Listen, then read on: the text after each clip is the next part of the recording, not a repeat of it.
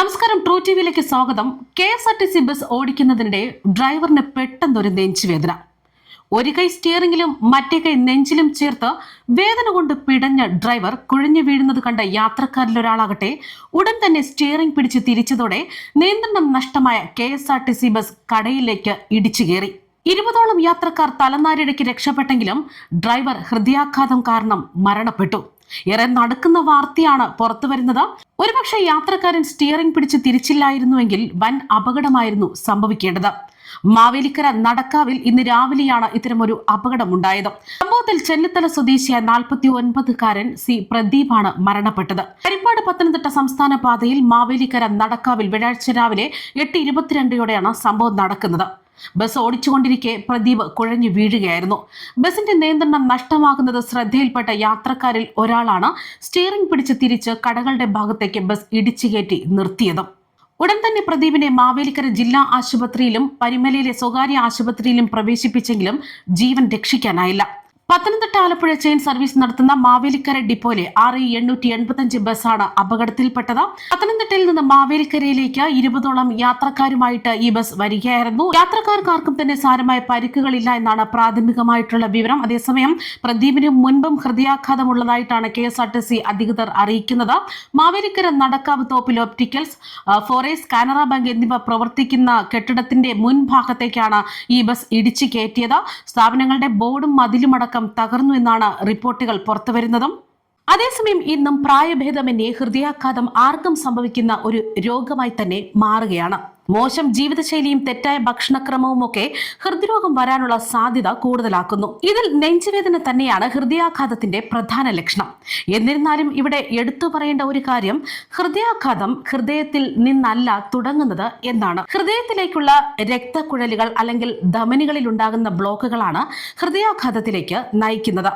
എന്നാൽ ഈ ബ്ലോക്കുകൾ ഉണ്ടാകാൻ കാരണമാകുന്ന യഥാർത്ഥ പ്രശ്നം തുടങ്ങുന്നത് രക്തക്കുഴലുകളുടെ ഉൾഭിത്തിയായ എൻഡോതീലിയത്തിൽ നിന്നും ഡോക്ടർമാർ വ്യക്തമാക്കുന്നു.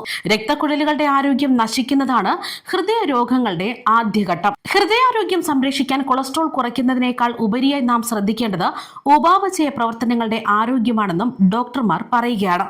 ഇതിലേറ്റവും പ്രധാനപ്പെട്ട വില്ലൻ ഇൻസുലിൻ റെസിസ്റ്റന്റ് തന്നെയാണ്. രക്തത്തിലെ പഞ്ചസാരയുടെ അളവ് ക്രമാതീതമായി ഉയരുന്നതും അത് നിയന്ത്രിക്കാൻ ശരീരം കൂടുതൽ ഇൻസുലിൻ ഉൽപ്പാദിപ്പിക്കേണ്ടി വരുന്നതുമാണ് പല രോഗങ്ങൾക്കും കാരണം.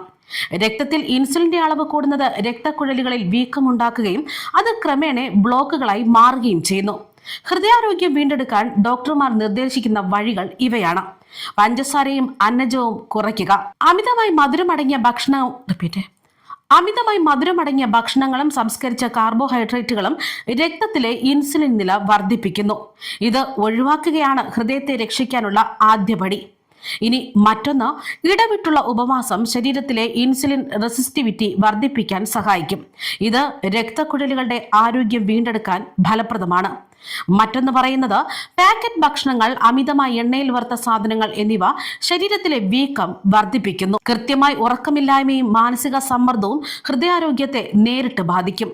ഹൃദയാഘാതം ഒഴിവാക്കാൻ ഗുളികകളെ മാത്രം ആശ്രയിക്കുന്നതിന് പകരം ഭക്ഷണക്രമത്തിലും ജീവിതശൈലിയിലുമാണ് മാറ്റം വരുത്തേണ്ടത്. രക്തത്തിലെ പഞ്ചസാരയുടെ അളവും ഇൻസുലിൻ നിയന്ത്രണത്തിലാക്കിയാൽ ഹൃദയത്തെ സംരക്ഷിക്കാം എന്ന് തന്നെയാണ് വിദഗ്ധരും ചൂണ്ടിക്കാട്ടുന്നത്. മാത്രമല്ല, ഹൃദയാഘാതം ഉണ്ടാകുന്നതിന് മുൻപ് തന്നെ നമ്മുടെ ശരീരം ചില സൂചനകളൊക്കെ നൽകുന്നുണ്ട്.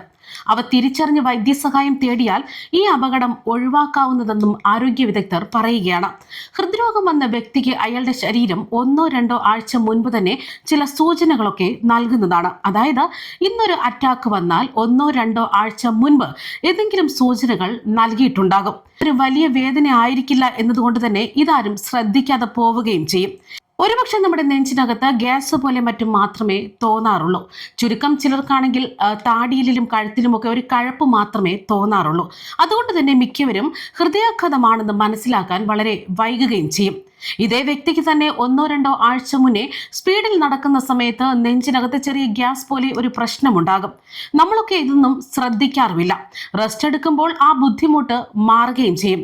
ഏറെ പ്രാധാന്യമുള്ള ഒരു കാര്യമായി ആരും തന്നെ ഇതിനെ കണക്കാക്കാറുമില്ല. കാരണം ഒന്നാമതായി ഇവർ ചിന്തിക്കുന്നത് ഇത് നെഞ്ചുവേദന ആയിരിക്കില്ല, വല്ല ഗ്യാസോ മറ്റും ആയിരിക്കുമെന്ന്.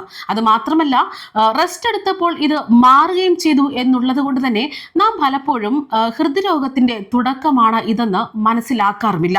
ഇത്തരം സാഹചര്യത്തിൽ ഇവ നിസ്സാരമായിട്ട് തള്ളിക്കളയാതെ പരിശോധിച്ച് ഹൃദയത്തിന്റെ രോഗലക്ഷണം അല്ല എന്നെങ്കിലും തീർച്ചപ്പെടുത്തുക.